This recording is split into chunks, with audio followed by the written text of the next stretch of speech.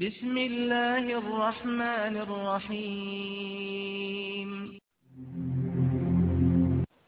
خب آخرین فایده که حجاب اسلامی در جامعه دارد این بنیاد مدینه فاضله، این بنیاد جامعه که در اون جامعه فساد اخلاقی نیست، در اون جامعه فحشا و زنا نیست، در اون جامعه فرزندهای بی پدر حرامی زاده نیست به دنیا آمده.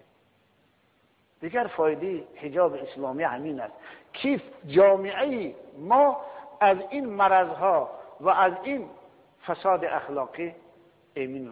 بالاتر از همه از بیماری های مدهشی که محصول و میوه این فساد اخلاقی و فحشا و زنا هست امین میموند.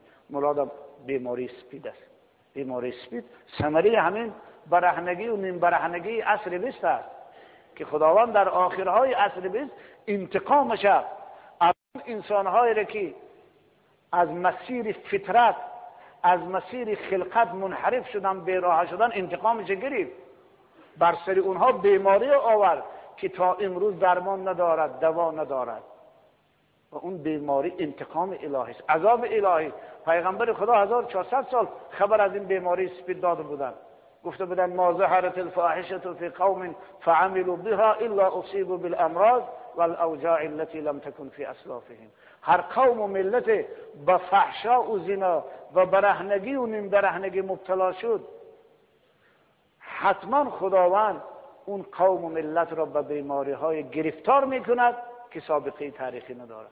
تمام علما و تمام طبیب ها اقرار میکنند که بیماری اسپید در تاریخ بشر سابقه ندارد. بیماری است که سالهای 70 عصر 20 پیدا شد و تا کنون 25 میلیون انسان به کام خود فرو برد. 25 میلیون و 40 میلیون دیگر الان با ویروسی بیماری اسپید گرفتار هستند.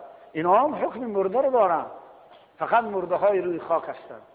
البته این 40 میلیون حسابات رسمی است که من از تلویزیونی یورونیوس از یک انجمنی که در مخصوص درباره اسپید بود در شهر برسلون شده بود 2 سال پیش شنیده بودم. 40 میلیون اینا محکوم شده های به مرگ، قربانی های بیماری اسپید، قربانی های فحشا و زنا. و هر سال 3 میلیون آدم از این بیماری مرده شده است. هر سال 3 میلیون. و حتی تخمین زدن در همین انجمن که اگر این بیماری همین خیر داروی خود نیابد و انشاءالله که تا قیامت نمیابد، تا زمانی که خداوند خودش نبردارد و اذنش نرود برداشته نشود، اینا یافته نمیتونند. تا سالهای 2050 قربانی هاش به 70 میلیون میرسد. ببینید حتی جنگ دوم جهان اینقدر قربانی از انسان نگرفته بود. 70 میلیون. خطر تروریسم چی است در برابر خطر اسپید؟ خطر تروریسم چی است در برابر خطر فحشا و زنا؟ امروز با تروریسم جهانی جنگ آشکارا اعلان نمودند. باید برای پیشگیری بیماری اسپید جنگ اعلان نمود، زیرا قربانی های این بیشتر از قربانی های اون است. پیشگیری با چی می شود؟ پیشگیری با اون تبلیغ ها نمی شود. پیشگیری با اون خلطه های رزینی که توصیه میکنن، رکلام میکنن تلویزیون نمی شود. پیشگیری با بستن راه های فحشا و فساد می شود. تاجیک‌ها یا مقال دارن علاج واقعه قبل از وقوع باید کرد. عرب ها میگن الوقایه خیر من العلاج.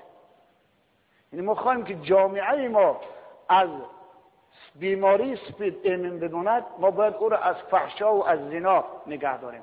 خواهیم که جامعه ما از فحشا و از زنا امن بماند، ما باید دخترامون از برهنه شدن و نیم برهنه شدن حفظ بکنیم. این معنا ندارد که ما دخترها را برهنه و نیم برهنه در مکتب و مدرسه و هر جا سر بدیم و به جوانها بگم اوی جوانها شما خودتون از فحشا و از زنا نگاه دارید، شما خودتون از اسپید نگاه دارید. این چه حرف است دیگه؟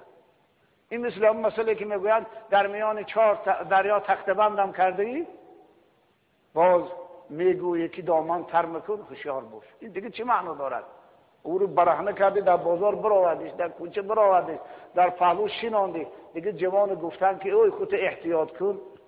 اینا دیگه مثل به قول مولانا گویم جوان و پسر جوان و دختر جوان مانند آتش و پنبه است، مانند آتش و بنزین است. پهلوی هم بکشیدن بعد او شعله است، علنگه است، دیگه معنا ندارد.